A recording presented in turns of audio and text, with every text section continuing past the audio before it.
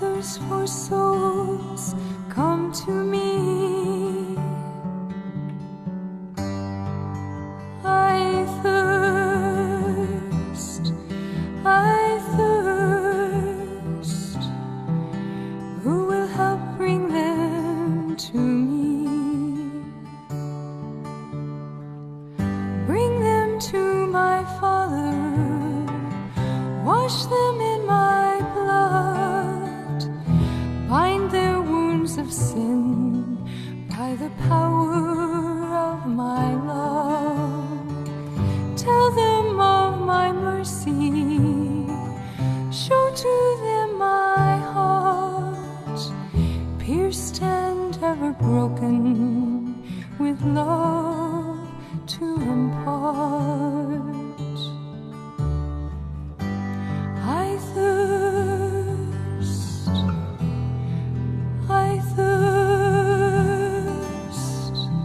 I thirst for souls, come to me.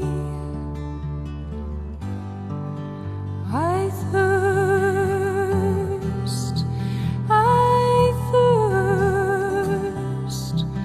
Who will help bring them to me?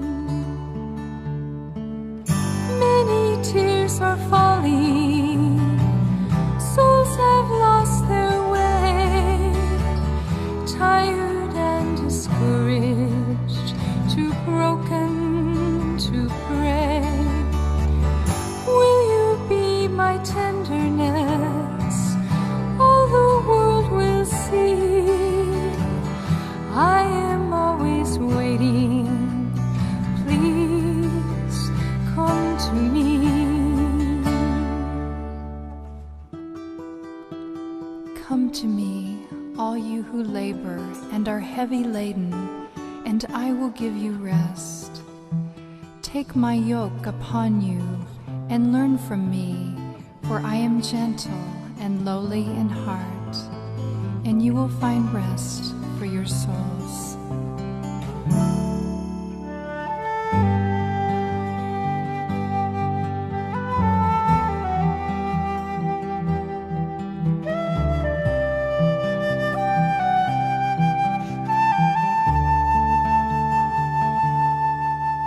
I thirst, I thirst, I thirst for souls, come to me. Who will help bring them to me? I thirst.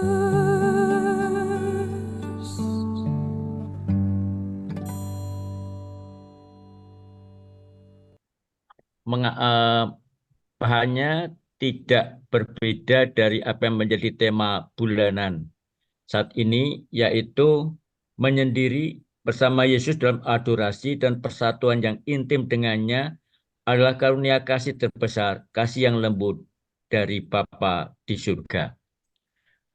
Tapi ingin melanjutkan bagaimana adorasi itu membawa dan menjadi sumber kekuatan pelayanan bagi Ibu Teresa dan juga bagi kita.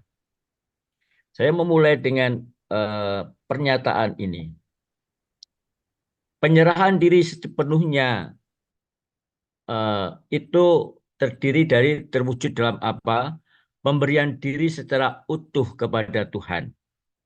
Maka kita perlu memberikan diri secara penuh kepada Tuhan, kepada Allah, karena Allah telah memberikan dirinya sendiri secara utuh kepada kita. Allah tidak berhutang apapun bagi kita. Tetapi tidak berhutang apapun, Allah sebenarnya tidak punya, dapat dikatakan, tidak punya kewajiban untuk memberikan diri kepada kita. Betapa demikian dia memberikan dirinya kepada kita, bahkan siap untuk memberikan diri sepenuhnya sehingga menjadikan dirinya secara utuh ada dalam diri kita. Maka kita diharapkan dengan demikian untuk juga memberikan diri secara penuh kepada Allah, tidak hanya memberikan sebagian kita kepada Allah. Allah telah memberikan diri seutuhnya kepada kita, maka kita juga memberikan diri seutuhnya kepada diri kita daripadanya, sehingga kita tidak diharapkan untuk hanya separuh-separuh atau hangat-hangat tai ayam, suap-suam kuku. Tergantung pada mood ataupun selera saja. Itu yang mau dikatakan. Kisah. Menemukan Tuhan yang hadir tersembunyi dalam dua wajah. Dalam diri Yesus, dalam sakramen Maha Kudus, dan Yesus dalam diri mereka yang menderita. Maka Ibu Teresa memakai ungkapan menemukan Tuhan yang hadir tersembunyi. Kalau kita di dalam Ekaristi, di dalam adorasi, diharapkan mampu menemukan Tuhan yang hadir tersembunyi di dalam rupa roti dan anggur, dalam rupa hosti, di dalam Ekaristi, maka kita juga diharapkan menemukan dirinya di dalam mereka yang menderita, dalam mereka yang Yesus yang hadir dalam diri mereka yang menderita. Kita ingat Injil Matius bab 25 ayat 31 sampai 46 tentang pengadilan terakhir. Kriterianya adalah apa yang kamu lakukan untuk saudara-saudaraku yang paling hina. Tidak mengatakan doa itu tidak penting, tidak mengatakan doa tidak usah kita buat, tetapi Tuhan akan bertanya apa buah dari doa itu. Dan buah dari doa adalah bagaimana kita dalam doa menemukan Tuhan yang hadir tersembunyi dalam sakramen Maha Kudus, tetapi juga menemukan Dia yang hadir dalam diri mereka yang menderita. Maka tabernakel menjadi pusat komunitas dan pelayanan MC. Tabernakel menjadi pusat komunitas dan pelayanan MC. Hadir bersujud sembah bakti di hadapan Allah dalam tabernakel, di hadapan sakramen yang Maha Kudus. Kita mengingat pada 3 kisah yang saya ingat. Ketika Ibu Teresa dan para susternya diminta untuk berkarya di Yaman, saya tidak ingat persis tahun berapa, pemerintah Yaman yang mengatakan suster boleh datang, tapi suster tidak boleh membawa imam.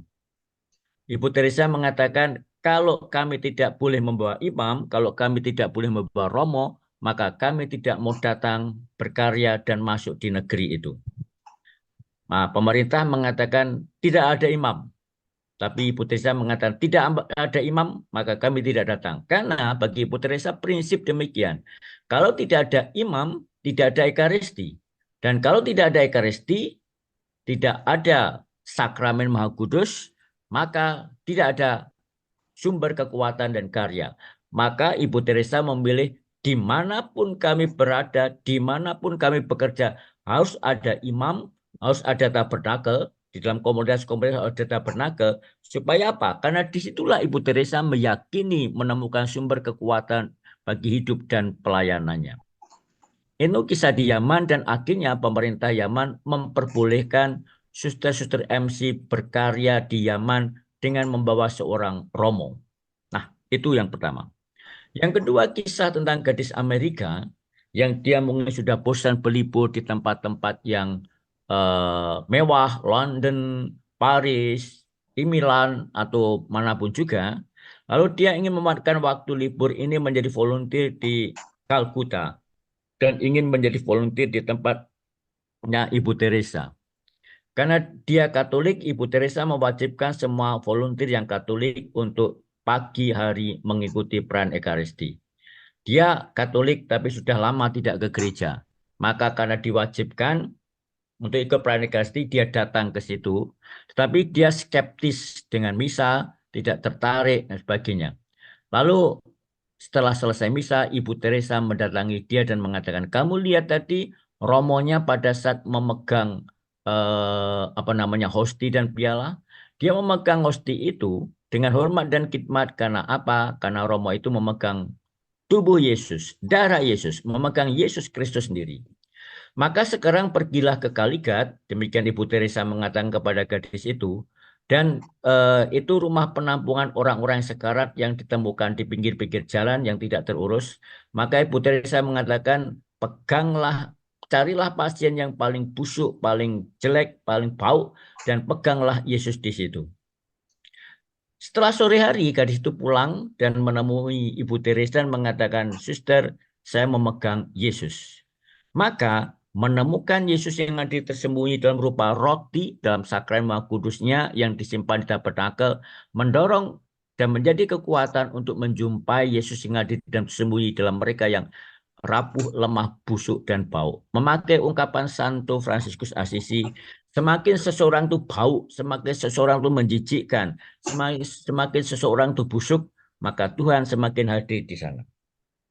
Contoh yang ketiga, adorasi. Seingat saya tahun 1973, Suster-Suster MC mengadakan kapitel. Kapitel itu seperti pertemuan resmi, pertemuan formal. Dan dalam kapitel itu diputuskan bahwa tiap hari ada adorasi 1 jam. Perdebatannya adalah kalau menyediakan waktu 1 hari 1 jam atau adorasi, itu kan berarti mengurangi waktu untuk pelayanan. Sehingga katakanlah bisa 6-7 jam sehari melayani atau 8-9 melayani, tetapi menyediakan waktu, mengurangi waktu pelayanan supaya bisa duduk bersujud bakti dan menyembah Tuhan dalam adorasi 1 jam setiap harinya. Oke, akhirnya terjadi. Apa yang terjadi kemudian setelah itu? Lalu yang di dalam catatan dikatakan panggilannya makin subur. Makin banyak orang tertarik menjadi MC dan pelayanannya juga makin baik, makin berkualitas. Maka keyakinannya adalah bahwa semakin seseorang itu dekat dengan Tuhan, bersatu dengan Tuhan, maka hidupnya akan makin berbuah.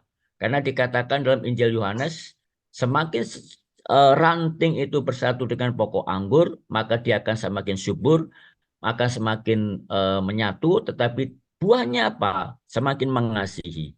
Maka semakin seseorang bersatu dengan Yesus, dia akan semakin berbuah dan buahnya itu adalah kasih. Saya akan mengutip dari apa yang dikatakan Ibu Teresa satu tulisannya.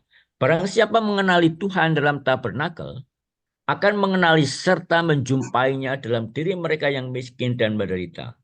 Pandanglah tabernakel, demikian tulis Ibu Teresa. Lihatlah betapa besar kasih yang tertuang di dalamnya. Betapa dalamnya arti cinta yang terwujud di dalamnya. Tuhan menjadikan dirinya sendiri sebagai roti kehidupan. Maka Ibu Teresa senantiasa mendorong supaya pengikutnya dan kita semua menimba hidup dari Ekaristi dan menyandarkan kekuatan dari sakramen Maha Kudus. Mengikuti peran Ekaristi dan kemudian juga melanjutkannya dengan adorasi. Itulah yang menjadi sumber kekuatan hidup, panggilan, dan perutusan Ibu Teresa dan para pengikut-pengikutnya. Saya membuat gambar sederhana saja. Ada 3 aspek yang menyertai hidup kita. Relasi dengan Allah, dan itulah identitas dasar kita sebagai umat beriman, sebagai pengikut Kristus. Identitas kita dasarnya lah relasi personal dengan Allah. Lalu ada 2 sayap lain, pelayanan dan kebersamaan. Semakin kita menyatu dengan Tuhan, semakin di dalam segitiga itu semakin naik, maka pelayanan dan kebersamaan kita akan makin dekat, makin identik, makin menyatu. Namun semakin kita jauh dari relasi personal dengan Allah, itu berarti segitiganya makin turun itu, maka pelayanan dan kebersamaan kita juga akan makin berjarak, akan makin menjauh. Maka kita diajak bila demikian semakin kita menyediakan waktu untuk mau berdoa, mau beradorasi, mau mengikuti peran Ekaristi, maka pelayanan kebersamaan, kekerabatan kita juga akan makin mendekat, makin akrab, dan tidak hanya makin mendekat dan makin akrab, makin menyatu. Sehingga hidup kita, pelayanan kita dijalankan semakin bersama-sama, dan kebersamaan itu mendorong kepada pelayanan. Maka segitiganya makin naik, semakin dekat dengan Tuhan, pelayanan, kebersamaan, kekerabatan, dan persaudaraan akan makin utuh. Tapi semakin kita jauh dari Allah, maka antara pelayanan dan kekerabatan, kebersamaan dan persaudaraan juga akan makin jauh, terjadi kesenjangan, terjadi gap, maka makin mudah kesalahpahaman, makin mudah pula juga konflik, tegangan. Sakramen Maha Kudus adalah undangan kasih. Kurban salib Kristus adalah kurban kasih karena dikatakan tiada kasih yang lebih besar daripada kasih seorang menyerahkan nyawanya untuk sahabat-sahabatnya. Dan kasih itu adalah pemberian diri. Kalau saya mencintai seseorang, mengasihi seseorang, maka saya akan memberikan diri kepadanya. Demikian juga yang terjadi pada diri Yesus. Karena begitu besar cintanya kepada dunia, kepada umat manusia, maka dia memberikan diri seutuhnya kepada kita sepenuhnya. Bahkan sampai mengorbankan dirinya. Maka Ekaristi dan juga adorasi disebut sakramen kasih. Karena disitulah kita akan menimba kasih. Belajar tentang kasih, kasih penyerahan diri, korban yang menyelamatkan. Memakai kata-kata Ibu Teresa, tiada kasih yang lebih besar daripada kasih seorang. Kata-kata Ibu Teresa, cinta baru berarti kalau berani terluka. Luka. Karena disitulah kita menerima dan menghayati dan mengalami cinta Tuhan yang begitu besar. Karena dia berani memberikan diri bahkan sampai wafat di kayu salib. Dan itu dia berarti melukai diri. Allah menyelamatkan karena kasihnya. Kita diundang untuk ikut serta dalam tindakan kasih penyelamatannya. Allah menyelamatkan kita karena apa? Karena cintanya. Maka kita pun yang diselamatkan diundang untuk ikut serta dalam tindakan kasih penyelamatannya. Berbahagialah mereka semua yang diundang dalam perjamuan. Dan perjamuan ini adalah perjamuan kasih. Maka kita mengatakan, Tuhan, saya tidak pantas Tuhan datang padaku, tapi bersabdalah saja, maka saya akan sembuh. Tidak pantas, namun kita menerima undangan itu. Dan itu diundang untuk apa? Ikut dalam tindakan kurban kasih Tuhan sebagaimana dirayakan dan diwujudkan dalam Ekaristi. Maka kesatuan kita dengan Kristus adalah pula kesatuan yang semua yang kepadanya dia memberikan dirinya sendiri. Saya tidak dapat memiliki Kristus karena diri saya. Saya dapat menjadi bagian dari dirinya hanya dalam kesatuan dengan semua. Kemudian membawa saya keluar dari diri saya sendiri menuju kepadanya, dan dengannya menuju pada kesatuan dengan semua orang. Satu tubuh, kasih akan Allah dan kasih akan sesama. Yang memakai ungkapan dari Paus Benedictus, agape dan pax. Kasih dan kedamaian. Semakin kita bersatu dengan Tuhan, semakin kita memberikan diri kepada Tuhan, semakin kita diajak keluar dari diri sendiri dan mampu memberikan diri kepada Tuhan dan kepada sesama. Maka adorasi merupakan undangan kasih. Tidak sekedar adorasi yang mau berkusuk-kusuk saja, tapi itulah adorasi kita, keikutsertaan kita dalam perayaan sakramen Ekaristi dan dalam adorasi membawa kita, mendorong kita mewujudkannya. Maka di akhir misa dalam rumus lama dikatakan, pergilah kau diutus. Kita diutus. Setelah mendapatkan dan menimba kekuatan dari Tuhan, kita diutus. Untuk apa? Mewartakan kasih penyelamatan itu. Nah, langkah-langkah adorasi. Ini hanya sekedar saja. Tidak berarti harus seperti itu, tapi sebuah gambaran saja. Pertama-tama menyadari kehadiran Tuhan. Maka kalau kita beradorasi di depan tabernakel, di depan sakramen Maha Kudus, pertama-tama kita menempatkan diri di hadirat Tuhan. Menempatkan diri, saya hadir di depan Tuhan. Maka memerlukan keheningan, menata budi pikir kita, hati kita. Karena seringkali kita hadir di hadapan sakramen Maha Kudus, tapi pikiran kita ngelantur kemana-mana. Maka menyadari dulu, hening dan menata diri supaya kita lebih fokus untuk menyadari kehadiran Tuhan. Kenapa? Kita diajak menempatkan diri di hadapan Kristus. Itu sama seperti gambaran. Kalau misalnya saya omong-omong dengan seseorang, saya ngomong-omong dengan Mak Suwani misalnya. Kita omong-omong berdua, tetapi saya sibuk main HP. Itu berarti saya tidak menghadirkan diri di hadapan Bu Suwani. Nah, menyadari kehadiran Tuhan.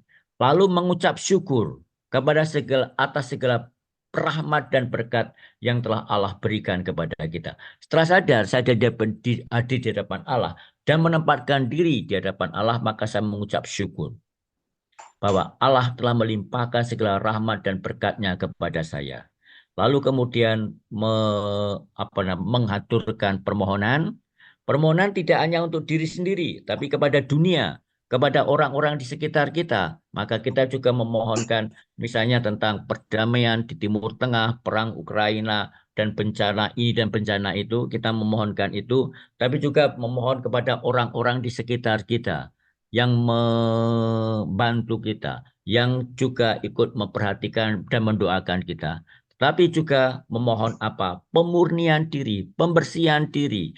Karena apa? Kita diundang untuk bertobat. Tidak hanya karena ini Prapaskah, tetapi saya ingat dikatakan bahwa pertobatan itulah rahmat dari segala rahmat. Sebelum kita memohonkan rahmat-rahmat yang lain, misalnya rahmat kesehatan, rahmat apa namanya ini dan itu, maka sebelum kita mohon rahmat itu, kita pertama-tama memohon apalah rahmat pertobatan.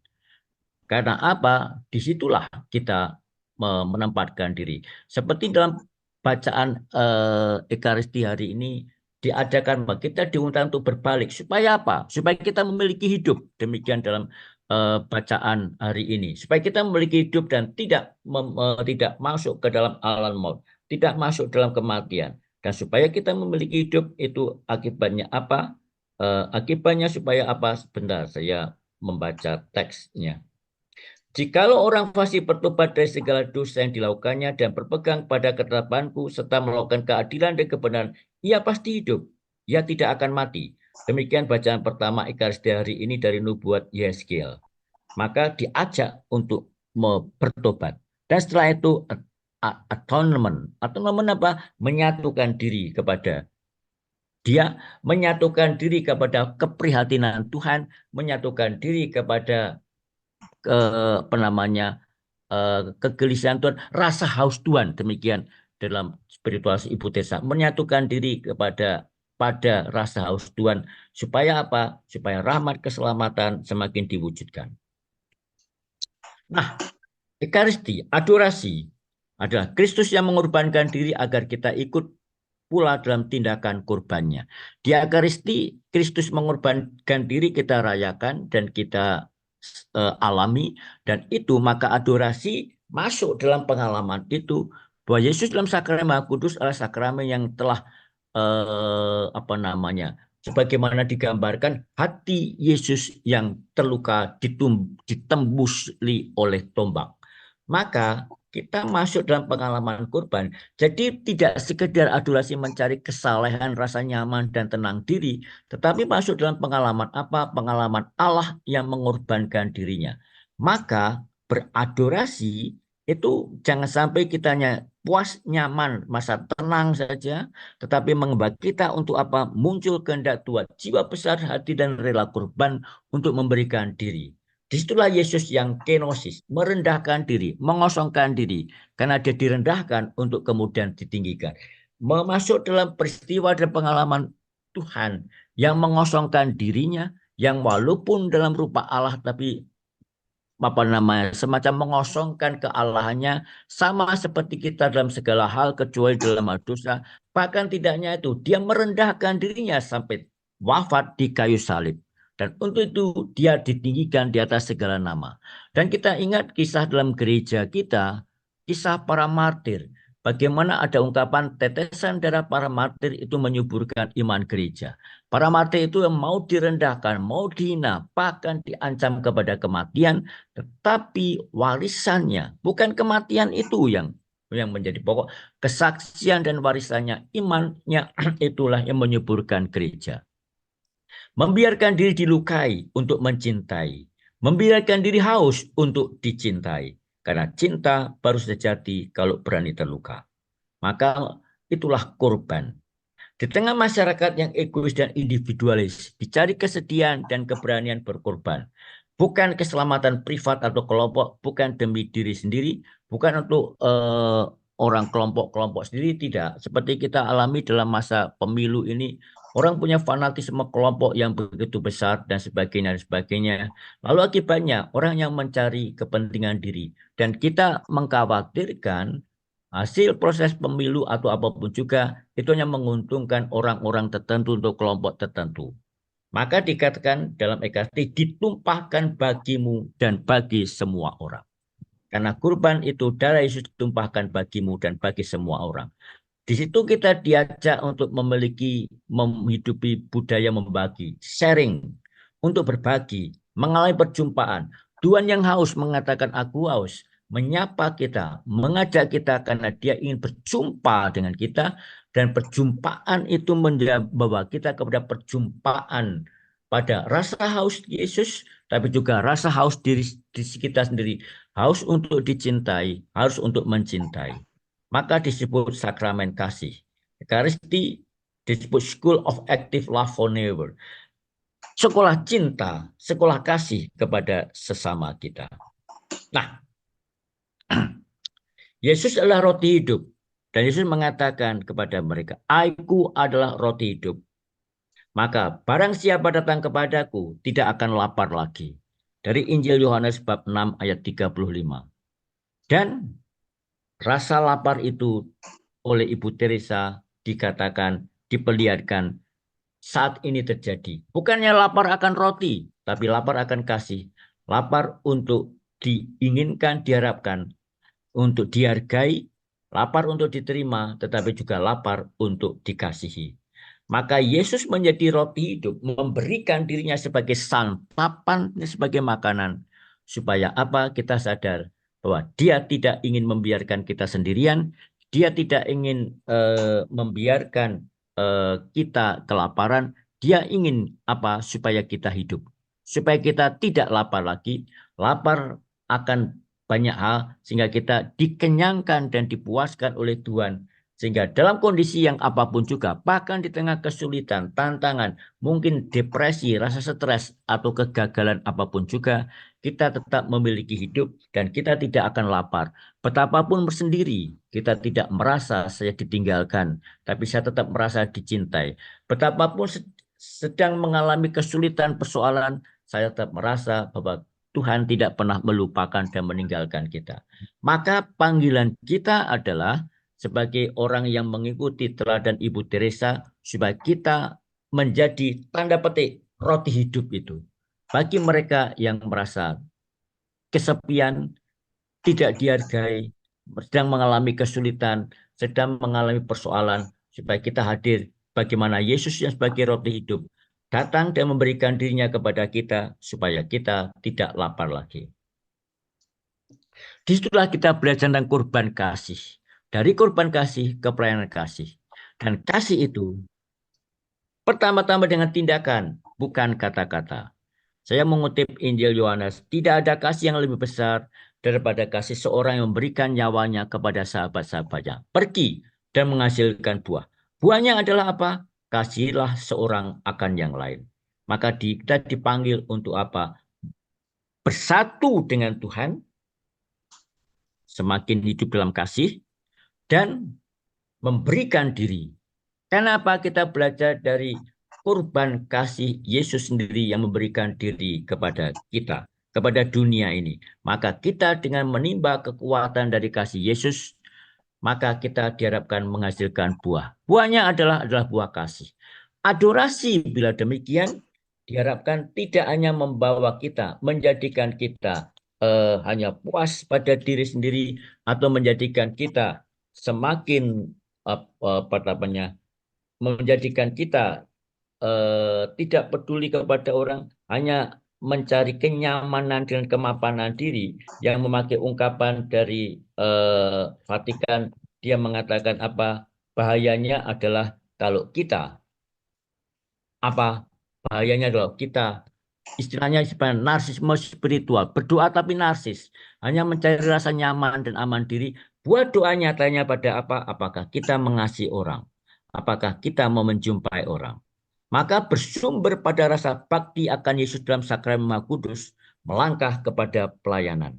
Semakin kita menimba kekuatan dari hati Yesus yang Maha Kudus, dari sakramen yang Maha Kudus, dan ingat sakramen Maha Kudus adalah melambangkan dan menandakan kurban kasih Kristus yang memberikan diri kepada kita.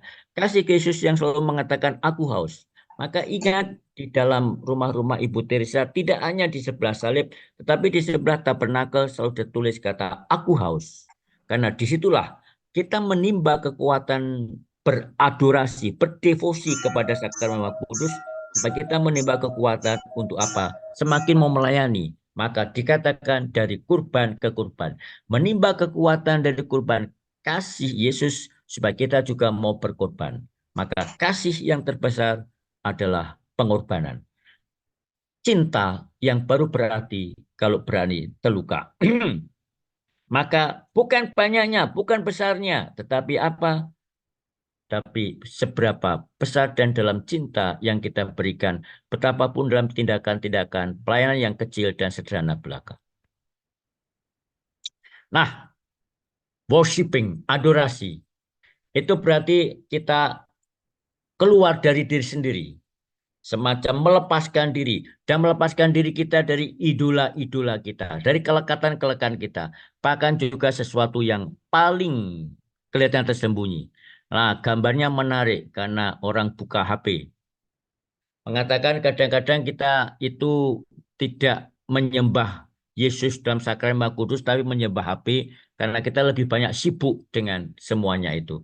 Dan seakan-akan kita sadar bahwa HP itu sarana, tetapi kadang-kadang kita tidak sadar kita lebih terikat atau apa namanya sulit untuk lepas, punya kelekatan tak teratur dengan itu. Maka tadi pagi Marco sudah mulai excuse, mohon maaf karena hari ini tidak bisa off dari HP karena ada persoalan ini dan persoalan itu, ada urusan ini dan urusan itu. Sebenarnya tidak apa-apa, tetapi persoalannya pertanyaan apakah saya tidak menjadikan HP ini, media sosial itu menjadi seakan-akan idola saya, yang keterikatan saya.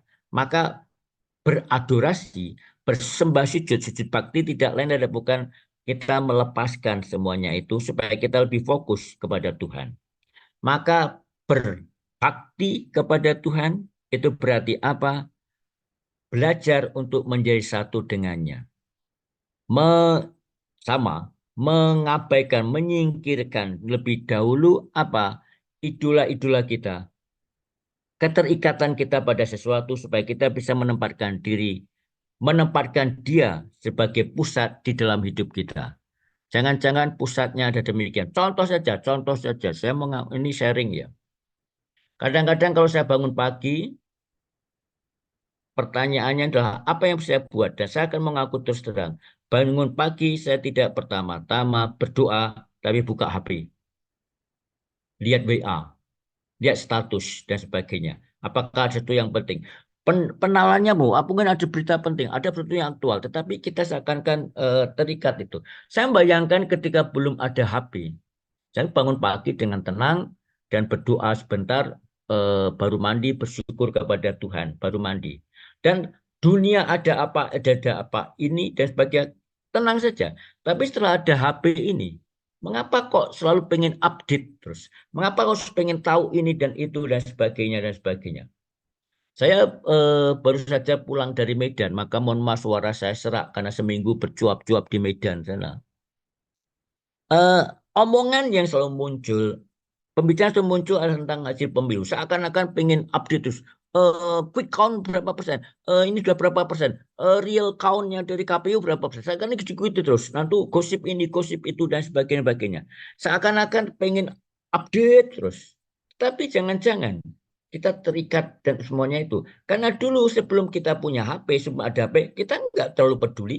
Dan kita tidak terikat dulu bahwa saya ketinggalan informasi, saya tuh tenang-tenang saja. Tapi mengapa sekarang orang cenderung tidak mau ketinggalan informasi, tidak mau dianggap kudet, kurang update, tapi pengen update terus. Dan itu yang menjadi persoalan. Jangan-jangan Ibu Teresa pernah dulu zaman hidup dia mengatakan tabernakel keluarga itu sekarang TV. Sehingga orang bisa duduk bersama tenang di depan TV. Tetapi orang tidak menemukan tabernakel sejati, yaitu tempat di mana Yesus hadir. Yesus bersemayam. Tuhan yang menyatakan dirinya dalam sakramen Maha Kudus. Dan itu bisa terjadi. Maka dulu mungkin zamannya Ibu Teresa mengatakan tabernakelnya itu TV, sekarang tabernakelnya lebih lebih kecil lagi, HP kita. Dan kalau TV, nontonnya bareng-bareng. Nah, sekarang nontonnya sendiri-sendiri. Dan orang lebih banyak menghabiskan waktu untuk itu. Maka akibatnya jangan-jangan kita menyembah, beradorasi kepada HP ini, sarana-sarana media sosial ini, gadget kita. Maka kita diajak untuk melihat itu. Maka kalau kita mau bersujud bakti kepada Tuhan, beradorasi kepada Tuhan, apakah kita mau untuk melepaskan diri dulu dari idols kita, idola-idola kita, sesuatu yang menjadi rasa lekat kita, bukan ada sesuatu yang tersembunyi. Kita tidak akan mengakui bahwa HP itu, gadget itu idola kita, tetapi nyatanya waktu kita lebih banyak dihabiskan untuk itu. Sehingga pada saat ngobrol, pada saat sedang makan bersama, semuanya pun sibuk dengan itu. Demikian.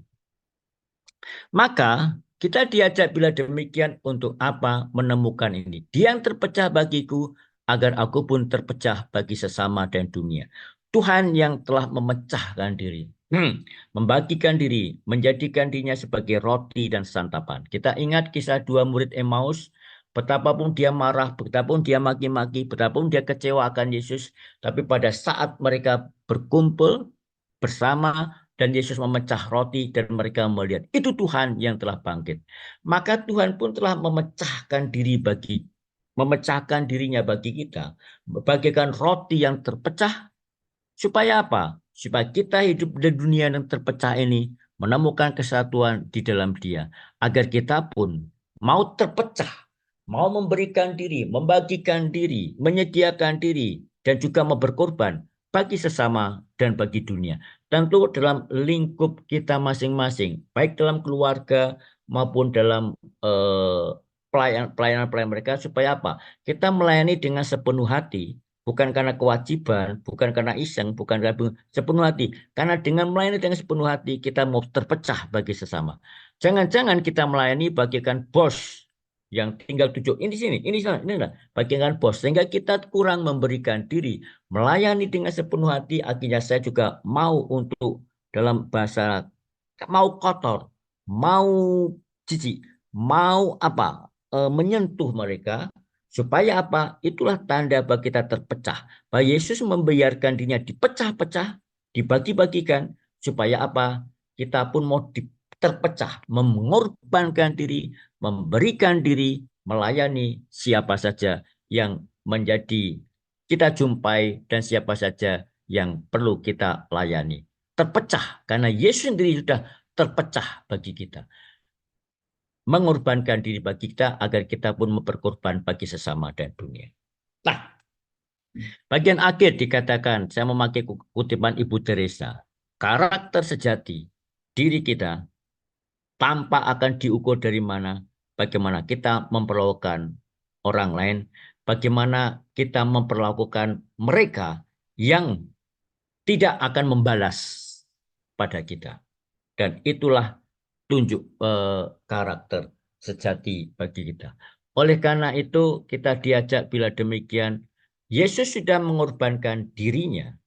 Dan pengorbanan Yesus itu kita rayakan dan kita alami, kita rasakan terjadi dalam Ekaristi. Dan kemudian Yesus mengorbankan dirinya, ditandakan dan disimbolkan, dihadirkan dalam sakramen Maha Kudus di dalam tabernakel yang disimpan dalam tabernakel ataupun dalam monstran di kapel-kapel adorasi. Supaya apa? Kita melihat bahwa dia mau menjadi kecil, mau menjadi rapuh dalam hosti itu, dalam roti yang terpecah itu, yang dibagikan itu, supaya kita belajar untuk apa? Tuhan tidak pernah berhutang kepada kita. Kita yang berhutang kepada Tuhan. Tetapi Tuhan betapapun tidak pernah berhutang kepada kita, Dia mau memberikan diri dan tahu pemberian diri Tuhan itu tidak kita balas. Tuhan mengatakan aku haus dan kita sadar kita tidak mungkin mampu melepaskan dahaga rasa haus Yesus itu, tetapi Dia memberikan dirinya kepada kita. Supaya apa? Supaya kita pun belajar bahwa akhirnya ukuran sejati karakter orang, kebesaran dan keluhuran orang diukur dari mana, diperlihatkan dari mana, dari bagaimana kita mau melakukan sesuatu kepada orang lain yang saya tahu orang itu tidak mungkin membalasnya bagi saya. Kalau saya yang melakukan sesuatu bagi seseorang yang mau bisa membalas itu, bisa memuaskan kita, itu maka kita belum sungguh menunjukkan karakter yang sejati. Dan itu diajarkan kepada kita lewat Yesus. Maka adorasi mengajarkan kepada kita tidak lain dan tidak bukan supaya kita semakin mampu memberikan diri kepada Tuhan dan memberikan diri kepada Tuhan karena kita belajar dari kasihnya, dari pengorbankan dirinya, sehingga dengan demikian kita akan semakin melihat. Semakin kita berdevosi kepada Yesus dalam sakramen Maha Kudus, kita diharapkan semakin mampu mempunyai kekuatan pelayanan dan semakin mampu memberikan diri. Betapapun dalam pemberian diri ada rasa frustrasi, kejengkelan, tetapi kita ingat Yesus tidak pernah marah dan jengkel melihat kita yang cuek saja, yang tidak peduli, yang tidak menanggapi rasa hausnya, tapi dia tetap memberikan diri. Kita ingat kisah dalam perjamuan malam terakhir, Yesus tahu bahwa Yudas akan mengkhianati dia, dan apa kata Yesus kepada Yudas? Silahkan. Yesus tidak marah, Yesus membiarkan diri, betapa dia tahu itu konsekuensinya kematian. Karena apa? Itulah risiko yang ditanggung. Maka belajar dari Yesus dalam sakramen Maha Kudus mengajak kita untuk apa? Belajar supaya kita mau berkorban, memberikan diri, bukan untuk mendapatkan balasan, tapi memberikan diri apa? Karena itulah kasih. Kasih baru berarti kalau berani terluka, dan kita mau terluka oleh karena kasihnya itu. Saya tidak tahu apakah cinta saya kepada kakak IT itu melukai atau tidak, tetapi itu yang kita lakukan supaya apa? Kita semakin memberikan diri karena Yesus sudah mengorbankan dirinya bagi kita. Demikian yang bisa saya sampaikan. Ya, terima kasih Romo. Mohon maaf suara saya serak-serak basah. Ya, nggak apa-apa Romo. Tapi suara Romo tetap jelas dan kami bersyukur hari ini malah dibuka ya sama Romo bahwa dengan beradorasi kita semakin siap berbagi ya Romo. Maka tidak salah kalau Ibu Teresa selalu melakukan adorasi sebelum pelayanannya. Jadi hari ini kami semakin tahu ya Romo. Oke, mungkin teman-teman silahkan dibuka semua suaranya. Silahkan siapa yang mau bertanya atau mau sharing tentang adorasi atau yang lain silahkan. Saya sudah izinkan untuk teman-teman membuka suaranya ya secara pribadi. Ya, oke. Silahkan ada yang mau bertanya malam hari ini. Bu Koni rasanya sudah membuka mic-nya. Apakah Bu Koni mau sharing atau mau bertanya? Terima kasih, Win. Ya, Terima silakan. kasih. Selamat malam, Romo. Selamat malam. Saya ingin itu, Romo. Selalu diucapkan, dinyanyikan, tapi saya sendiri kok kurang mudeng. Jadi aku haus. Itu kenyataannya pada waktu itu kan memang Tuhan Yesus haus. Karena tergantung di kayu salib sampai 3 jam. Kemudian pada saat-saat terakhir menyatakan aku haus. Di situ Bunda Maria yang paling mendengar pertama kali. Aku haus. Itu maksudnya dengan lagu-lagu yang selalu dinyanyikan sebelum kita memulai KKIT Renungan Romo. Itu saya mohon dijelaskan ya Romo. Kalau saya menyatakan tadi kan secara harafiah Yesus itu memang haus. Tapi Ibu Teresa dalam hal ini haus. Haus akan dahaga Yesus. Tolong Romo, saya kurang jelas. Terima kasih Romo. Terima kasih. Pesan saya ya adalah demikian. Orang mungkin lebih bisa tahan lapar, tapi orang tidak tahan haus. Ya. Secara naluriah saja. Tetapi kita ingat bahwa mengapa terjadi penyaliban. Penyaliban itu terjadi bukan karena Yesus itu, zaman dulu kan orang disalibkan itu karena dia bersalah. Iya. Yesus tidak pernah salah, tapi dia disalibkan kenapa? Karena dia ditolak. Jadi Tuhan itu menawarkan dirinya, contoh saja ya, sejak awal mula dunia diciptakan, ketika manusia jatuh dalam dosa, eh, manusia itu tidak pernah merasa puas. Tuhan mengatakan semuanya boleh kamu makan, kecuali yang satu itu. Bisa jadi yang satu itu sebenarnya tidak terlalu enak, yang lain itu jauh lebih enak. Tapi pernyataan kecuali yang satu itu mengapa orang kok lebih tertarik, Adam dan Hawa lebih tertarik kepada yang satu itu yang tidak boleh Karena dimakan. dilarang. Larangan katanya ada untuk dilanggar. Seperti kalau dokter mengatakan tidak boleh makan ini, tidak boleh makan itu, kita malah mau mencarinya. Nah, itulah yang terjadi dalam diri kita. Bahwa Tuhan itu disalibkan bukan karena Tuhan itu bersalah, tetapi karena Tuhan, cinta Tuhan itu tidak kita tanggapi. Kehadiran Tuhan untuk menyelamatkan kita tidak kita sambut. Maka aku haus itu sebenarnya cermin dari sebuah kenyataan bahwa Tuhan dahaga akan cinta, bukan sekedar air. Maka kita ingat di dalam Injil Matius, di mana dikatakan dalam pengadilan terakhir, kisah pengadilan terakhir, Matius bab 25 ayat 31 sampai 46, dikatakan demikian. Ketika aku haus, kamu memberi aku minum. Ketika aku lapar, kamu memberi aku makanan. Maka itulah undangan bagi kita. Tuhan itu menawarkan kepada kita. Bahkan tidak hanya menawarkan kasihnya, tapi dia ingin membiarkan dirinya lapar dan haus supaya kita beri makan dan kita beri minum. Maka dia mengosongkan dirinya kepada kita. Ya sebagai contoh misalnya sebagai contoh, saya pergi dari sebuah tempat. Kemudian saya membiarkan diri saya haus, saya tidak mau minum. Supaya apa? Dalam gambar sederhana, supaya saya diberi minum. Tetapi bukan sekedar perkara berminum, memberi minum kan lebih sekedar ada perhatian, ada kasih pada orang lain.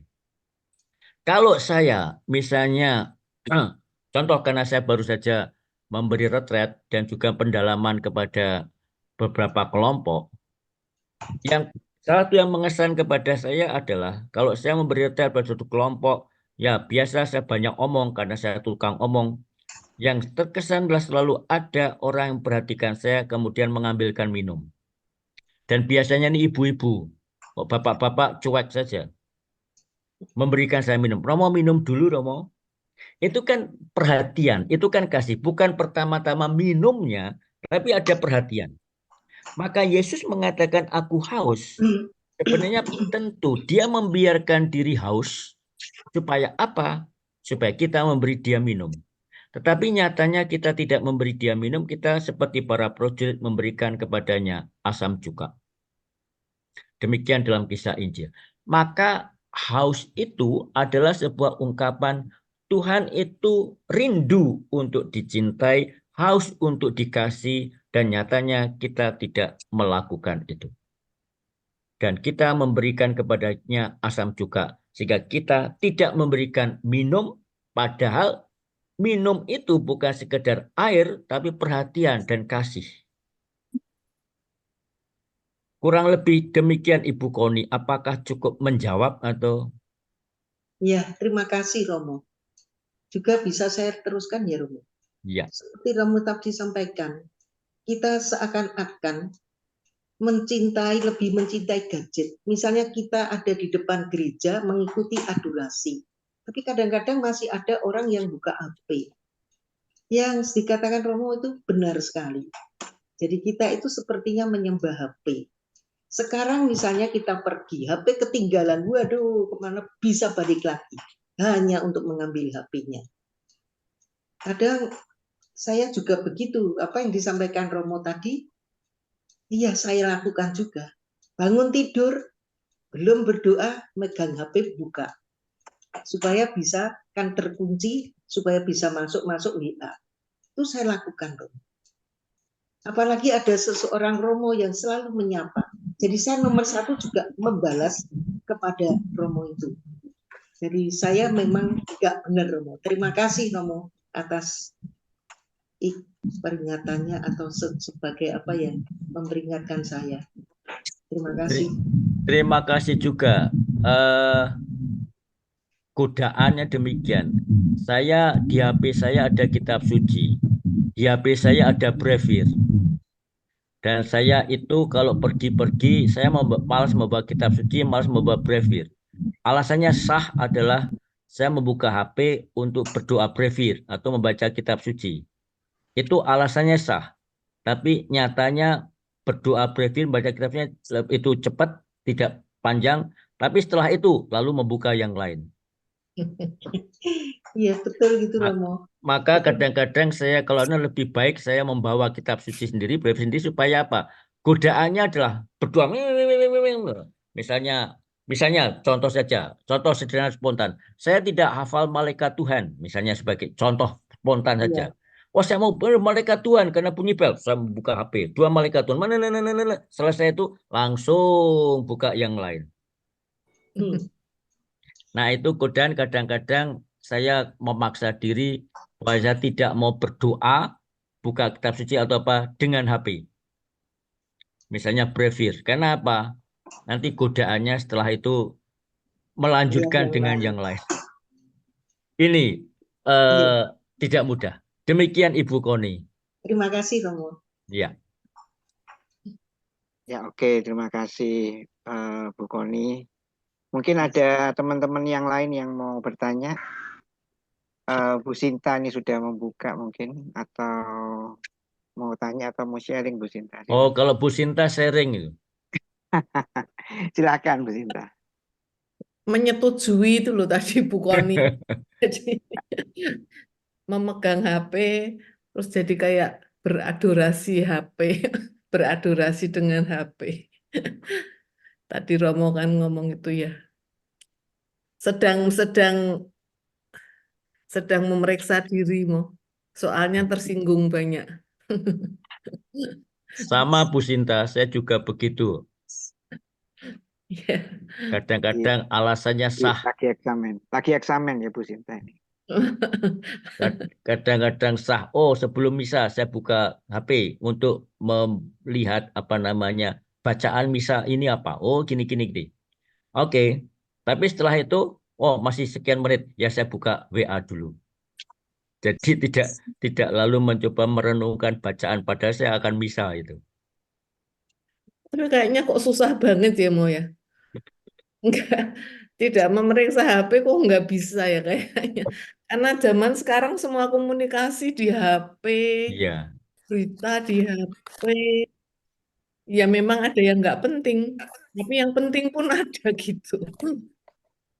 Iya, gimana ya? Saya membayangkan dulu kalau saya ketinggalan berita itu saya tenang. Sekarang tidak pengen kehilangan berita, tidak pengen kehilangan gosip, ketinggalan. Dan itu ya teknologi HP tidak salah sih. HP itu dia, tapi kadang-kadang kita mencoba menempatkan ini sarana bagaimana. Karena saya satu pekerjaan saya menemani retret, kadang-kadang saya mengajak retretan saya untuk membuat skala prioritas. Lalu bertanya, sebenarnya juga bertanya pada diri sendiri. Kalau saya sungguh-sungguh jujur dengan skala prioritas, sebenarnya prioritas pertama apa yang harus lebih saya berikan? Dan saya akan mengakui dan rata-rata saya mengatakan sarana pertama yang lebih diprioritaskan adalah Tuhan. HP nomor berapa? HP nomornya bawah. Tapi nyatanya lebih banyak waktu untuk itu. Kalau prioritasnya kacau itu. Ya, terima kasih Romo. Memang susah ya Bu Sinta, teman-teman yang lain untuk apa ya. Jadi kan kalau Romo tadi bilang ya, adorasi, menyembah ya. Jadi kalau kita mentelengin HP itu sama dengan menyembah HP gitu ya, Ma ya. Iya. Secara apa namanya kasarnya begitu ya, Mas. Ya, memakai ungkapan Ibu Teresa, tentu Ibu Teresa hidup di zaman itu ya, belum ada zaman HP ya. Ibu Teresa mengatakan tabernakel kita itu tabernakel keluarga-keluarga atau mungkin biara itulah TV. Ya, ya, Nah, kalau Ibu Teresa hidup di zaman sekarang akan mengatakan HP. ya, oke. Ya memang susah, Romo. Memang hari ini saya juga apa namanya puasa pantang, salah satunya tidak membuka WA selama tidak lebih dari 30 menit ya, meskipun masih berguna, Romo, karena ada Ya. pekerjaan, ada yang lain gitu. Jadi ya itu yang menjadi godaan ya. Mungkin yang tadi Romo bilang mungkin bacaan kitab suci sudah semua di HP karena yang manual dan nggak ada semua. Jadi itu juga buat godaan buat kita ya untuk zaman sekarang ya. Oke, ini Rosa mungkin ada mau ditanyakan karena sudah siap rasanya, Romo. Silahkan Rosa. Ya, selamat malam. Terima kasih Winardi. Selamat malam Romo dan teman-teman. Malam. Saya tadi Romo beberapa kali mengatakan sakramen kasih di Ekaristi atau adorasi itu sakramen kasih ya. Tapi kalau saya runut dari sakramen yang ada, kayak inisiasi, baptis, penguatan, Ekaristi, tobat, imamat, perkawinan, dan penyakan ya, semuanya ada 7, itu tampaknya intinya ya kasih semua Romo ya. Tadinya saya pikir kalau Romo mengatakan ada sakramen kasih, kenapa tidak diberikan sakramen kasih gitu. Ada maksudnya dari 7 itu ada sakramen kasih. Ternyata setelah saya runut-runut ya intinya kasih semuanya untuk 7 sakramen itu. Apakah benar ya? Nanti coba Romo tolong dijawab. Kemudian tadi Romo mengatakan tentang agape dan pax. Kalau agape itu saya kira memang paling tinggi ya. Jadi kalau misalnya tadi dikatakan bahwa Yesus itu haus, ya aku haus akan mencintai kita, tapi kita memberikan asam cuka begitu. Dan agape ini kan sebenarnya sudah memenuhi seperti yang dikatakan Ibu Teresa bahwa kita diciptakan untuk sesuatu yang besar, yaitu mengasihi dan dikasihi. Dan itu adalah ya kita sampai pada agape itu, ya kan, karena kita bisa bersatu dengan Tuhan itu. Dan maka saya mengatakan bahwa agape itu tidaklah mudah ya. Level agape itu betul-betul kita sudah bisa mengalahkan segalanya, mengalahkan dunia, mengalahkan godaan, mengalahkan diri sendiri untuk bisa sampai pada agape itu. Menurut pemikiran saya. Nah, dan tadi pax itu apa ya Romo? Agape dan pax menurut siapa? Paus Benedictus Benedictus. ya, Paus Benedictus. Ya, itu mungkin itu saja pertanyaan saya. Terima kasih. Terima kasih. Saya mulai yang terakhir. Sakramen Paus Benedictus menulis itu karena bicara tentang Ekaristi dan adorasi. Maka Ekaristi itulah kita mengingat pada kurban kasih. Yesus memberikan diri, maka dikatakan dalam Injil tidak ada kasih yang lebih besar daripada kasih seorang yang memberikan nyawanya kepada sahabat-sahabatnya. Maka kurban salib Yesus itu adalah kurban kasih. Dan sakramen-sakramen itu sumbernya dari situ, dari kurban kasih Yesus, sehingga dikatakan Yesus yang tertusuk hatinya dengan tombak, dari situlah mengalir sakramen-sakramen gereja. Tentu sakramen itu, kalau dikatakan mengapa tidak satu saja sakramen kasih? Karena sakramen itu kan memperlihatkan tahap-tahapnya ya. Ekaristi itu mengingatkan kita pada kelahiran. Sakramen tobat mengingatkan kita bahwa kita terus-menerus diundang kepada pertobatan.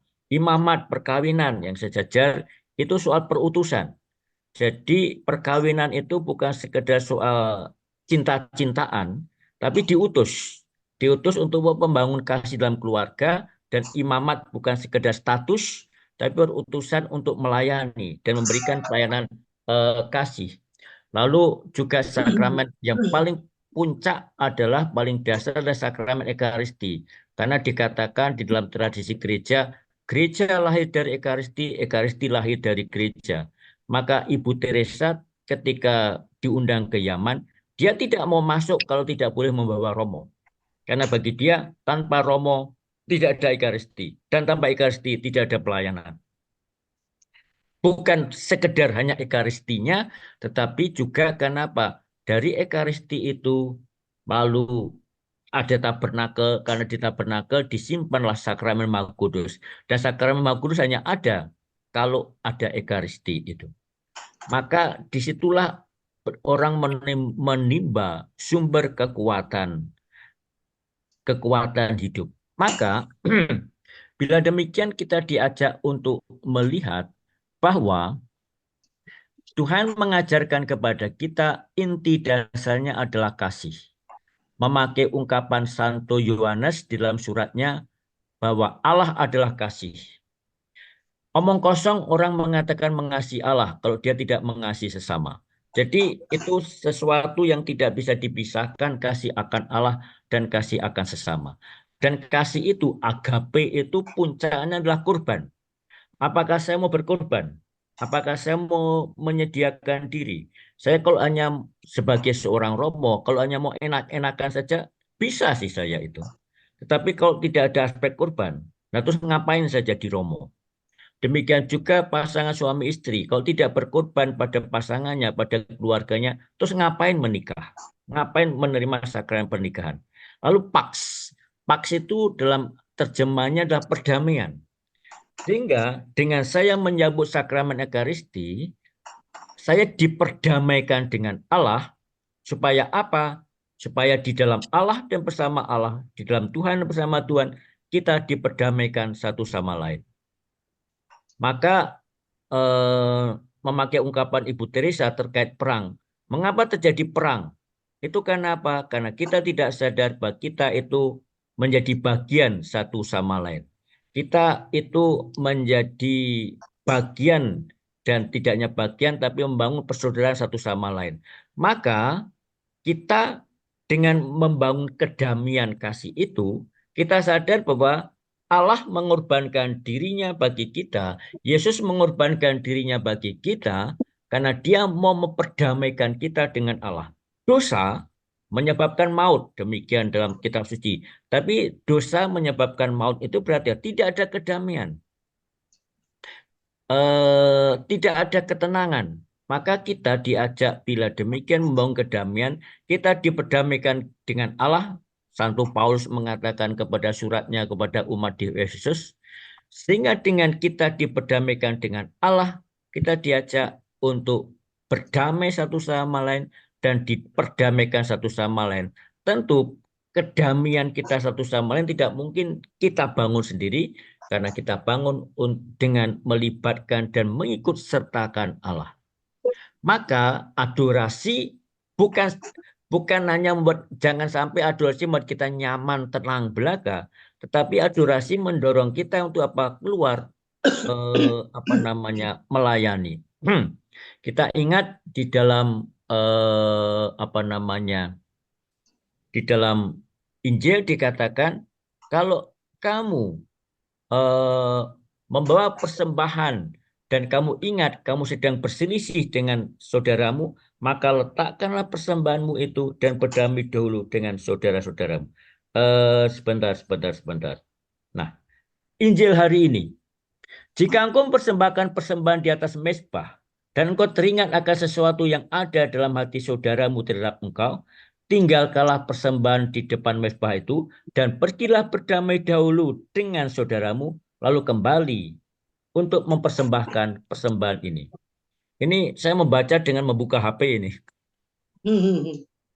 Selalu HP ya Romo.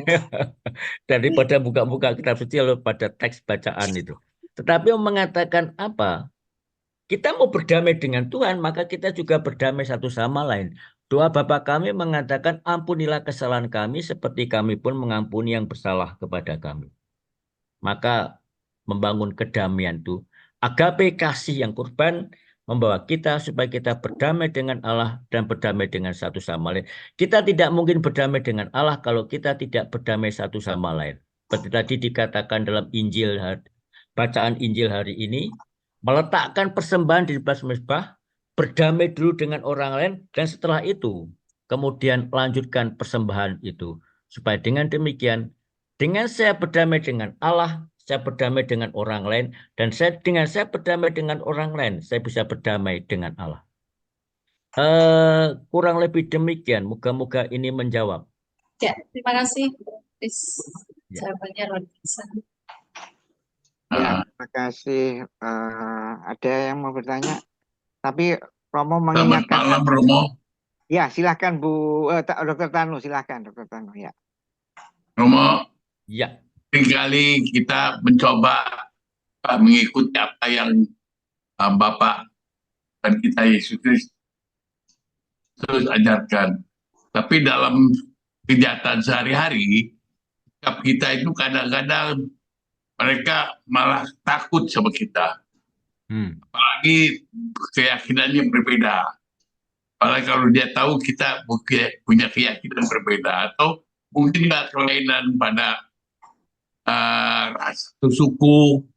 Nah, ini sering terjadi pada masyarakat kita itu. Ya, kalau saya lihat di luar negeri, ya sikap ini terutama di Amerika atau di Australia atau di negara-negara yang biasanya tidak begitu rasis. Nah, ini timbullah kenyataannya demikian, Romo. Nah, masalahnya sekarang kita itu serba salah. Kita bersikap selalu menegur, menyapa dengan kasih. Kadang-kadang mereka takut atau mereka sudah bersikap negatif. Bagaimana, Romo, menurut pandangan Romo? Ya, memang cinta itu menakutkan ya, ternyata ya. Mengasihi itu membuat orang gelisah, apalagi kalau orang punya kepentingan. Kalau kita melayani dengan pamrih, orang takut. Takut bukan karena takut dengan cinta itu, tetapi takut karena apa? Takut bahwa akan terpengaruh. Contoh saja adalah, misalnya contoh saja ya, contoh spontan. Karena saya tadi baru baca berita bahwa harga beras naik 17.000. Saya membaca spontan saja. Misalnya karena saya punya beras, saya membantu orang. Ini harga beras naik toh, dan orang Indonesia pemakan nasi, apalagi saya orang Jawa ini pemakan nasi. Kemudian saya membagi beras. Ini saya punya beras, sisa silahkan. Lalu orang bertanya, oh dia Katolik, ditolak saja. Padahal beras itu tidak beragama itu. Dia Katolik, ditolak saja. Padahal saya tidak punya kepentingan apa-apa. Memang. Saya tidak punya pamrih apa-apa. Iya. Tapi karena takut. Nah, mengapa takut? Karena cinta itu ternyata menakutkan. Saya ingat kisah Ibu Teresa ya. Dia melayani orang-orang sekarat. Jadi sikap kita bagaimana, Romo? Sikap kita bagaimana? Saya akan memakai contoh Ibu Teresa ya. Dia diusir oleh kelompok orang-orang Hindu, FPH, Front Pembela Hindu, demikian. Katakanlah demikian. Bukan FPI, tapi FPH. Nah, diusir sampai wali kotanya datang menemui Ibu Teresa dan meminta Ibu Teresa menutup rumah pelayanan itu. Ibu Teresa mengatakan, baik, oke, saya siap pergi. Saya siap menutup rumah itu. Tapi syarat saya satu. Syarat saya adalah, biarlah mereka yang protes itu menggantikan kami untuk melayani orang-orang yang ditampung orang sekarat. Saya akan pergi, tapi mereka harus melayani mereka. Apa yang terjadi? Kelompok itu membubarkan diri karena tidak mau melayani. Dan Ibu Teresa bertanya kepada wali kota itu, Bapak wali kota gimana? Kami jadi pergi enggak? Lalu wali kota mengatakan, jangan suster, tetaplah lanjutkan karya itu. Cinta itu menakutkan. Kalau saya misalnya ketemu dengan orang lain, ketemu dengan seorang Romo, katakanlah karena saya Romo. Romo itu begitu rendah hati, murah hati, mau melayani dan sebagainya. Itu membuat saya gelisah. Membuat saya gelisah. kok saya belum seperti itu ya, kalau saya tidak bisa seperti itulah. Maka kalau terjadi seperti itu, memakai pengalaman Ibu Teresa, ya saya tetap akan mencintai. Saya tetap akan melayani. Yesus itu kurang apa katakanlah. Dia memberikan di situnya, tetapi akibatnya apa? Akibatnya dia ditolak, dibenci, malah juga dibunuh. Tetapi orang mengatakan Yesus mati selesai. Tidak. Ternyata karena para imam-imam kepala mengatakan lebih baik satu orang mati. Dan ternyata demi keselamatan seluruh bangsa, tapi ternyata Yesus yang mati itu mengobarkan banyak orang untuk apa? Untuk tidak pernah kehilangan semangat gairah untuk mencintai. Maka apa yang terjadi? Yang apa terjadi memakai contoh dan mengatakan tetaplah melayani. Tetapi kemudian yang perlu kita pikirkan adalah bagaimana strateginya, taktiknya. Di beberapa contoh saja, ini contoh spontan yang muncul adalah bagaimana supaya kalau saya melayani orang lain, membantu orang lain, tidak dituduh kristenisasi atau katolikisasi, maka saya bekerja sama dengan kelompok-kelompok orang-orang muslim misalnya, yang kita bisa ajak kerjasama. Itu yang mungkin bisa kita buat supaya apa? Kecurigaannya itu berkurang. Nah, karena apa kita hidup di tengah masyarakat yang fanatik? Lepas dari soal agama pun kita melihat di hari-hari yang lalu, minggu atau bulan yang lalu, itu kan orang mudah sekali memberi bantuan, tetapi punya pamrih, punya modus, punya maksud supaya memilih. Nah, ini kan tidak tulus ya.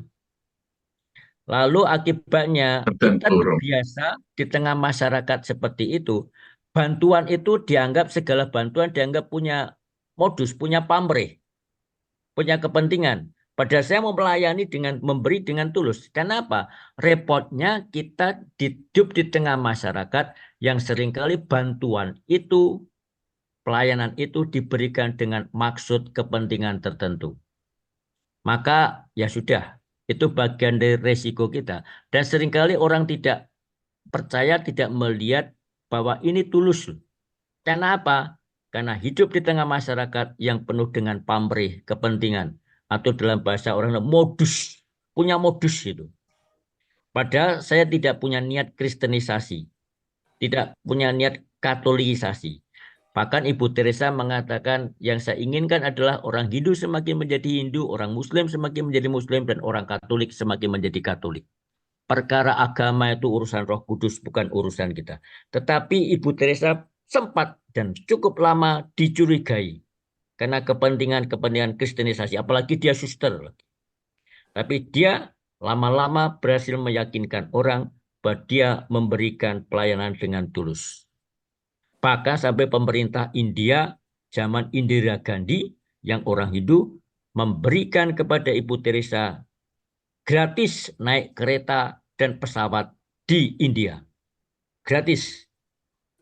Karena melihat ketulusan itu. Tetapi itu membutuhkan apa? Daya tahan. Kalau saya 1-2 kali melayani orang sudah dicurigai kristenisasi, lalu saya berhenti, jangan-jangan orang akan membenarkan. Benar kok? Benar kan? Maka dia nggak mau lagi. Ya, Tapi kalau kita tetap masalah. memberikan itu, orang mengatakan, oh Pak Tanu ini tulus ya. Demikian yang bisa saya jawab. Membutuhkan daya tahan dan daya juang ternyata. Atau memakai kata-kata Gus Dur dicurigai, lalu jawabnya EGP. Emangnya gue pikirin. Ya. Kita apa yang kita lakukan walaupun dengan apa ketulusan hati kita menolak.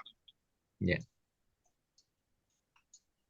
Maaf Dokter Tanu, suaranya kok putus Suaranya ya tadi, Pak? terputus-putus. Terputus-putus ya, kurang jelas. Mungkin bisa diulang ya. Iya memang.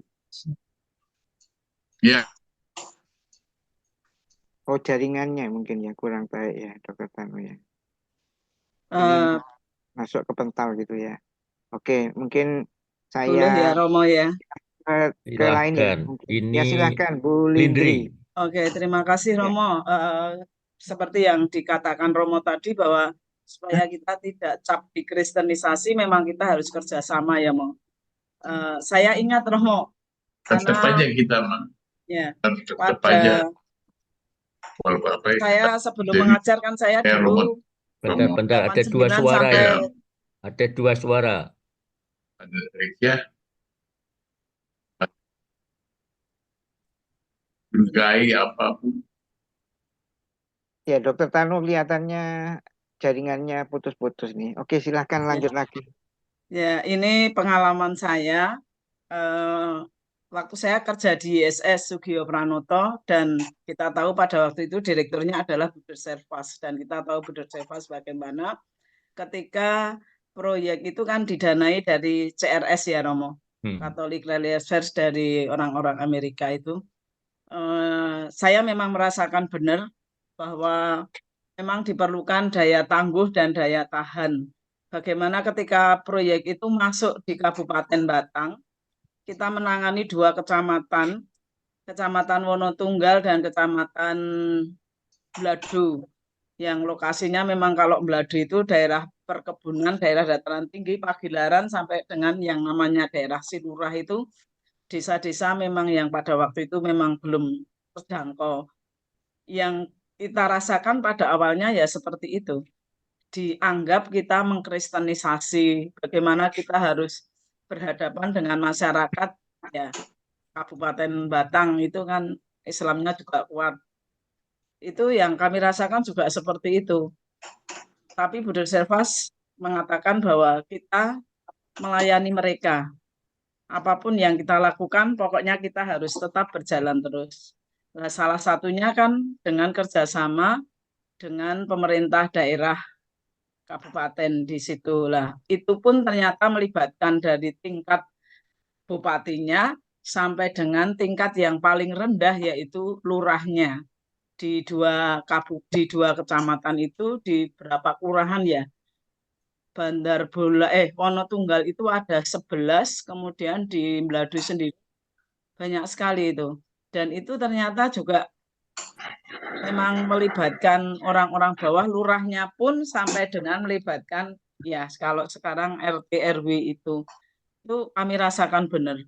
Pada awal kita berkarya di sana ya kita dicap kristenisasi, karya-karya YSS ya ditolak, tetapi karena adanya pendampingan kekuatan dari bupatinya yang juga ikut mendampingi waktu itu yang namanya Pak Subut, sepertinya orang Pati apa orang Rembang, karena setiap minggu itu dia selalu weekend kundur ke Semarang itu yang memberi kekuatan kita. Akhirnya kecamatan pun juga ikut turun, kemudian sampai dengan ke desa-desa. Akhirnya proyek-proyek itu bisa diterima. Pada waktu itu ada 3, 1 peningkatan gizi, kemudian yang kedua padat karya. Jadi YSS sungguh-sungguh benar membuka jalan di desa-desa itu yang selama ini memang desa nggak bisa dijangkau, tapi dengan adanya padat karya, desa itu bisa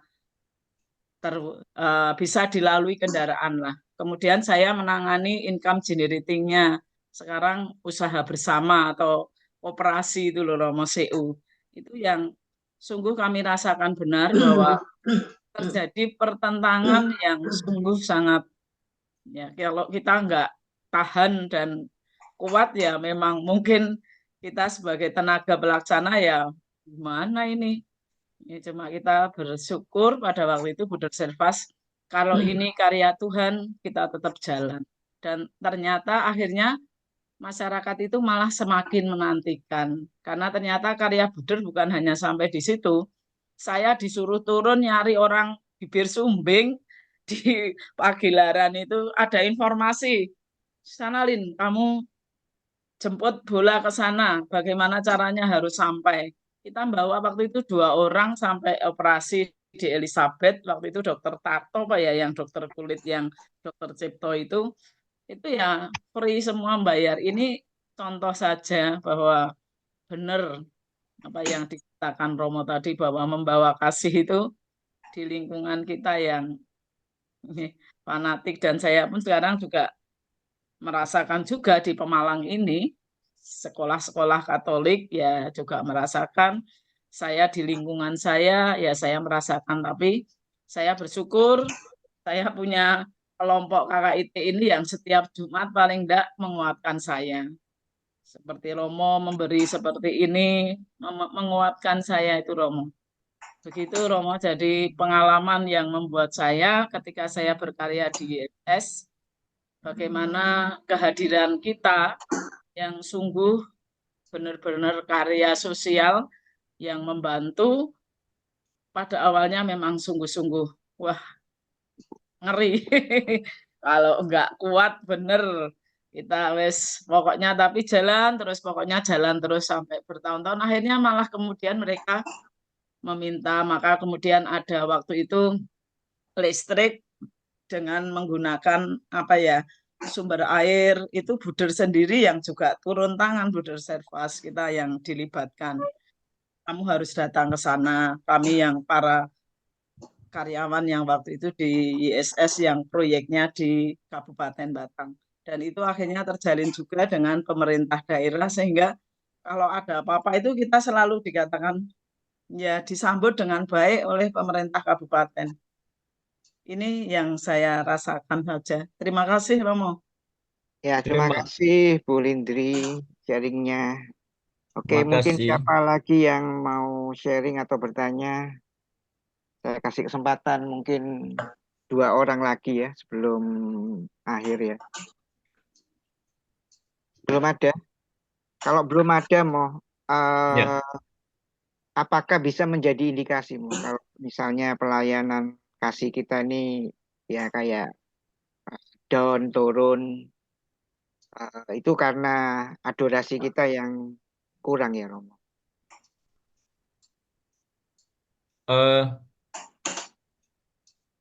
Sharing dulu.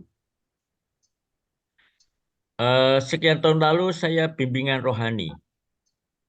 Dan saya mengatakan kepada pembimbing rohani saya bahwa saya sedang krisis. Saya tidak berpikir keluar, tidak. Tapi krisis saya merasakan hidup saya kok begitu-begitu saja. Terjebak dalam rutinitas, kita berbuah dan sebagainya. Down, semangatnya tidak sangat berkobar. Romo itu lalu berdiri memeluk saya dan mengatakan, "Kris, syukur pada Allah kamu krisis." Saya kaget. Sebenarnya dari situ saya merefleksikan demikian. Kalau pelayanan kita tidak berbuah, hidup kita hanya begitu-begitu saja. Itulah pengalaman yang dalam bahasa Ibu Teresa dan bahasa tradisi Kristiani, tidak hanya Ibu Teresa, sebelumnya Ibu Teresa kan diminta membawa kisah Santo Yohanes Salib, pengalaman padang gurun malam gelap, tapi juga melihat kisah dalam tradisi bapak-bapak gereja, awal gereja disebut pengalaman padang gurun. Sebenarnya itulah pengalaman di mana kita ditantang untuk bertekun. Dalam ungkapan moto hidupnya Santo Petrus Canisius adalah perseveransia, daya tahan. Kalau kamu tidak bertekun, maka kamu tidak teguh jaya. Demikian Yesaya mengatakan. Dan katakanlah tentang ketekunan itu. Dan supaya kita bertekun, kita diberi tantangan, diberi rasa bosan, rasa jengkel, atau seakan-akan begitu-begitu saja. Ibu Teresa mendapatkan itu dalam pengalaman malam gelapnya, doa yang kosong, doa yang kering, tetapi doa yang kosong dan kering itu ditekuni dan dijalani. Maka bisa membayangkan Ibu Teresa itu doanya tidak sangat-sangat berkobar-kobar, kosong, kering, betul, tapi itu ditekuni saja. Ditekuni saja. Maka apakah kalau pelayanan kita itu rasanya bosan, kering, apakah karena doanya itu kurang? Nah, Ibu Teresa justru doanya itu kosong. Maka yang kita butuhkan adalah ketekunan kok, daya tahan kok. Baik, saya berdoa bukan untuk mendapatkan sekedar penghiburan belaka, mendapatkan rasa wow, muah-muah, tetapi saya berdoa untuk apa? Karena saya mencintai Tuhan. Dan cinta itu membawa kita untuk mau berjumpa. Maka daya ujinya adalah apakah saya mau bertekun atau tidak. Bukan untuk mendapatkan penghiburan, mendapatkan sesuatu yang wow, tetapi mendapatkan daya tahan itu. Karena penulis surat Ibrani mengatakan Tuhan menghajar. Cara Tuhan mendidik kita itu dengan mengajar. Dan ajaran Tuhan itu diwujudkan, diberikan dengan apa? Antara lain, bagaimana kita diberi kekosongan. Dan mana kita diberi kegelapan. Supaya apa? Supaya kita melihat bahwa segala-segalanya tidak tergantung pada saya. Di dalam tradisi Ignatius disebut kekeringan dan kekosongan rohani. Ignatius mengatakan ada 3 hal. Tiga. Yang pertama karena dosa kita, kesalahan kita, karena kita lalai, karena kita tidak sungguh berdoa, karena kita tidak mempersiapkan diri untuk berdoa. Yang kedua, Tuhan memberikan kepada kita kekosongan dan kekeringan, kebosanan. Kenapa? Untuk menguji kita, daya tahan kita apa? Bagaimana dan sejauh dalam dan sejauh kuat daya tahan saya? Apakah saya tetap bertekun? Apakah saya tetap menapaki itu? Betapapun kosong dan kering, sepi dan seakan-akan tidak apa-apa, bosan. Yang ketiga, untuk memperlihatkan kepada kita bahwa akhirnya segala-galanya adalah rahmat. Saya tidak bisa mendikte Tuhan kok. Pada saat saya melayani, pada pelayanan masa bosan dan kering, ataupun pada saat berdoa, saya mengalami kekosongan dan kering, tapi akhirnya saya diajak, sudah jalani saja. Jalani saja. Karena apa? Yang menjadi sumber kekuatan bukan saya kok, tapi Tuhan. Dan Tuhan pun menguji kita dengan memberi kepada kita rasa bosan, kekeringan, dan kesepian. Maka jangan apa-apa lalu dikatakan, kalau saya pelayanan itu merasa bosan dan kering, jangan-jangan doa saya kurang. Nah, Ibu Teresa doanya kurang apa? Bahkan dalam doa pun dia mengalami kekeringan, kekosongan, kesepian. Tetapi itu adalah cara Tuhan untuk mendidik kita, menghajar kita. Demikian dalam surat Ibrani, Tuhan menghajar orang yang dikasihinya. Cara Tuhan mendidik itu dengan menghajar. Supaya apa? Supaya kita bertekun, supaya kita bertahan. Dan kita sadar bahwa segala-galanya tidak tergantung pada saya kok. Semuanya akhirnya tergantung kepada Tuhan.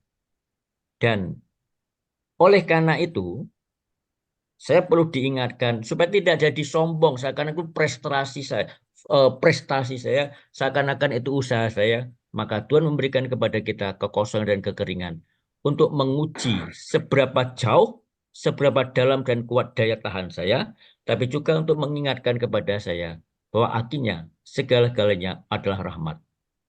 Maka bagaimana bertekun di tengah kebosanan, rutinitas, tetapi juga kekeringan, kekosongan, kita tuh cenderung moody.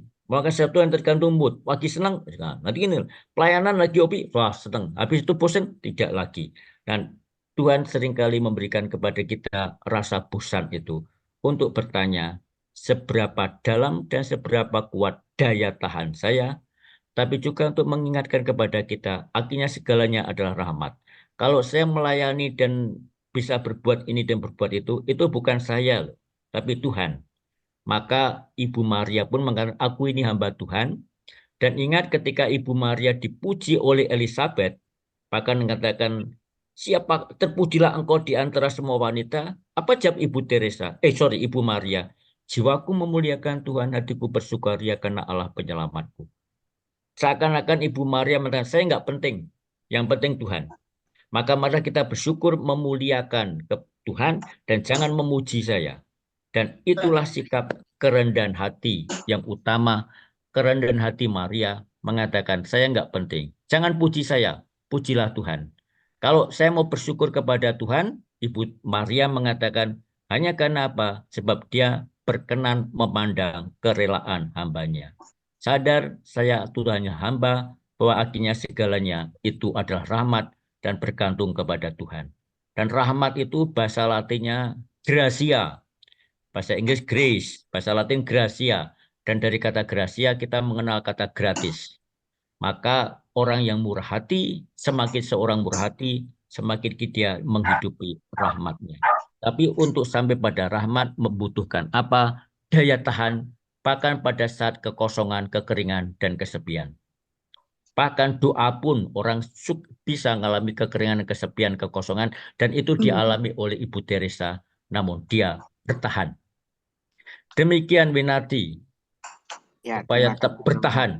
Seperti Om Matris itu bertahan terus Ya, terima demi kasih. cintanya Berarti kepada KKIT. Waduh, tetap bertahan dalam doa ya Mo ya. Ya, Tapi doa tetap berkuat itu, tahan di situ ya Mo ya. ya, walaupun kering kosong. Karena Oh, gitu. itulah batu ujinya. Kalau saya berdoanya untuk mendapatkan penghiburan-penghiburan, saya sudah lama tidak mau berdoa. Gitu ya. berarti orang yang setia itu pasti rendah hati ya, Mo.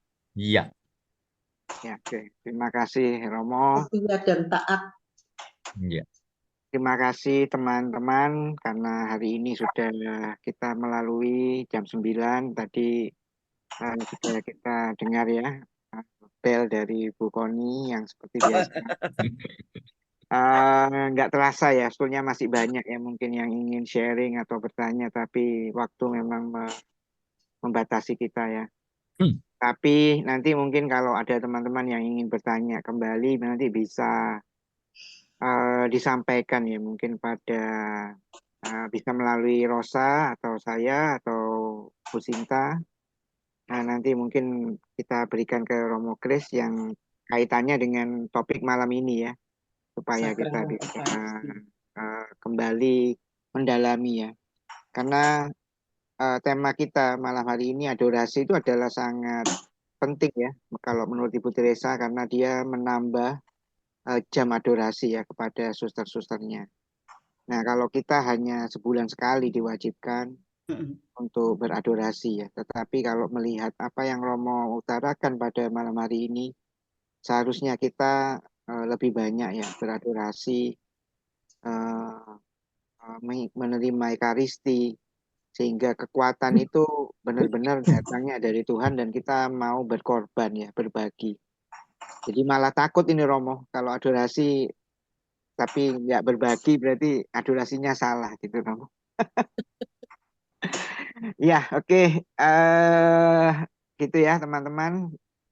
Kita akan dengarkan lagu Kambi My Life yang sebelum Kambi My Life kita mau berdoa dulu ya. Saya minta maaf. Kita mendengarkan lagu Kambi My Life dulu, nanti setelah itu kita akan berdoa untuk menguatkan kita ya, bahwa kita diajak untuk menjadi cahaya, diajak setia, diajak tekun, diajak bertahan, dan diajak untuk menyembah pada sakramen Maha Kudus ya. Karena katanya Romo tadi judulnya apa Mo hari ini temanya? Waduh, Menyembah apa sakramen. saya lupa. Saya lupa ya Romo Ya, ya. yang memberi Sakramen judul, Maha Kudus. yang memberi judul Ibu Sinta tadi, saya hanya ikut gitu. saja. Berarti menyembah sakramen Maha Kudus adalah kekuatan ya, kekuatan kita ya. Mungkin intinya itu ya yang diberikan malam hari ini. Semoga kita semakin Judulnya Sakramen Maha Kudus, sumber kekuatan pelayanan. ya, sakramen Maha Kudus, sumber kekuatan pelayanan kita masing-masing ya, yang ada di KKIT ataupun sahabat ITM semua. Oke, semoga kita bisa menjadi cahaya yang dinantikan ya oleh Tuhan. Kita mau mendengarkan lagu Kambi My Life ya.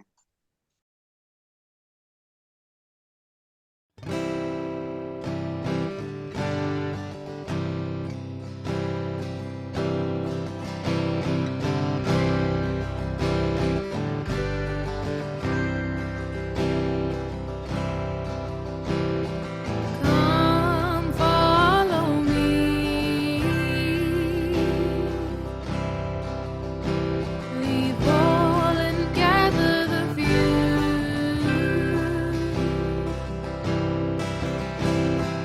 Come live my life.